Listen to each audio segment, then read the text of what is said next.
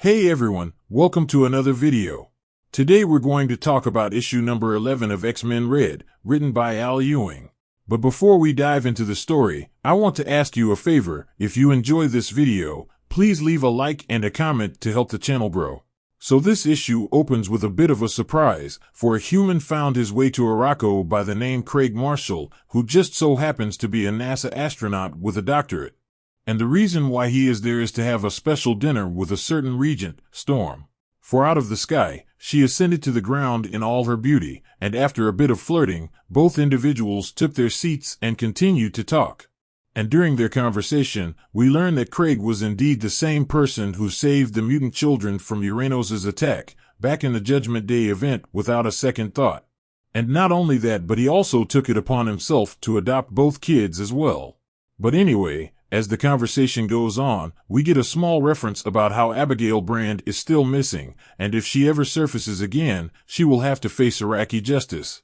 For through all her scheming, she manages to break the Pan-Worlds Treaty in a dozen ways, which is a huge deal that will have to be paid off in a future story. For the last time the reader seen her, she was taken by the Fisher King. But anyway, getting back to the story, unfortunately, Storm and Craig's date was cut short when Charles interrupted them, for he wanted to talk to her about his friend Eric. Which was something Storm was not happy about at all, because for as long as she could remember, Charles thought he could summon her whenever he wanted her, like a good soldier, but this time Storm wasn't having it, as she left the table. So with a pissed-off Storm heading to Krakoa, we jump over to Nova, Sunspot, and Kobik relaxing in a hot springs, talking about everything Nova has been up to, from the events in the Guardians of the Galaxy comics to the battle with the Brood, which on a side note, you could check out in my coverage of the Captain Marvel and X-Men comic run. To continue the story, Richard Rider experiences guilt while taking a relaxing soak in a hot tub instead of being in battle. However, Kobik interrupts and reminds Richard that a warrior who cannot rest can only die, which was a sentiment that Robert DaCosta could agree with.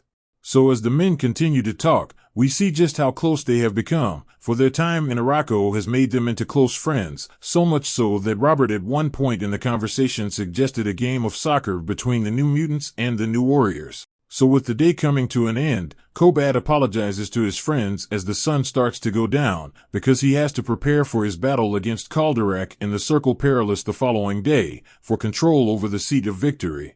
And in true Iraqi fashion, he has no plans on giving up, which means the next time we see him either he would be dead or have earned a place on the Great Ring. So as Kobik departs, we learn the Iraqi Great Ring is almost full, and the seat of stalemate was decided yesterday, and an Omega-level mutant by the name of Lycon now has the spot. Now this person is described as an Omega-level Wolverine, which is crazy to think about. So while everything was going smoothly, out of nowhere a giant pillar of red light emerged from the external gate. The same gate that was in Otherworld and later moved to Arakko when the Iraqi key threw to our reality. So with something looming on the horizon, DaCosta and Nova prepare for whatever could be coming through. So with the alarm raised, we shift our attention to the Krakoan Quiet Council chamber, where we see Storm arriving, and the first thing Charles does is offer an apology for calling her to his side. Now despite her annoyance from being pulled away from her date, Storm tells him that if she was attending to ruling then maybe they would have a problem on their hands. So with that said, we jump to a flashback to when Charles was first recruiting Storm, which ultimately took her from her people. So with that established, Charles tells Storm that he understands she still resents him for coming to get her all those years ago.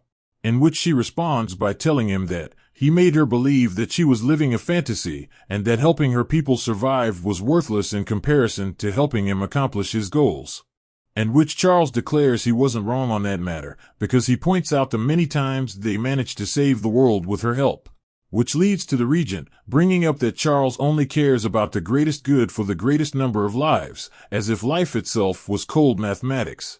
So as their heated argument began to escalate, Charles cries out that his hand was forced, for his X-Men were dying, and his children as well as himself were alone, with no one to turn to, for even Eric wasn't there to aid him. Which Storm quickly corrected Xavier by saying his name was Max. Now with that small correction, a knife was driven deep within Charles's heart, for he remembered that his friend Eric Lencher Magnus returned back to his birth name of Max. So with that said, Xavier points out that Eric was his oldest friend, and he knew him as well as he knew himself, but through all those years with Eric, he realized that he never truly knew Max, for the real Max never actually let him in. Which, if Charles was being honest, he supposed that's why he asked Storm to be there. For when Magnus died, Xavier was engaged in psychic warfare on a scale that few could ever imagine. But through all of that, Charles felt his friend die, but despite how much he wanted to, he had no time to look into the fine details of the matter, or so he told himself. Because in actuality Charles flinched at the task, for he didn't have the strength to dig deep. So with everything set and done, Charles now stood alone, as the sole captain of the ship of state, and due to his business with Sinister, Xavier must understand what Max knew about the topic. So at that moment, Charles asked Aurora to reveal Magnus' final words to him, which Storm refused at first by stating it was private. Now this stunned the heck out of Charles, for he couldn't understand how that could be remotely the case. Which the regent doubled down by equating him to a king on a throne, with the rest of the quiet council acting as merely courtiers to be summoned. So with that established, Xavier was sure that his friend must have seen something deep within him that was placed there by Sinister when he left the council. So with Charles at the end of his rope, he once again demands Aurora to tell him what his oldest friend told her while he died in her arms. So with that out there, Storm states defiantly that she is no longer one of his X-Men that he could control, and as for his grief, she completely respects it, but under what capacity does he presume to order her around? So with the two at a standstill, Xavier does a dramatic step and states that he could just simply read her surface memories and get his answers without her even feeling a thing. So with the challenge on the table, Storm invites him to try, and in a brief psychic battle, somehow Storm was able to force him out of her mind with the red triangle technique he taught them to do in case of a psychic attack. So with Charles losing control of himself, he sat afraid on the ground, fearful of what he may attempt to do in the future. For in his words, he conveys how she would never understand the feeling of being claimed by Sinister, for it wasn't just him controlling you, it was more like you becoming him. So with that fear, now forever being present in his mind, he is forced to ask himself if they truly were able to purge him from within.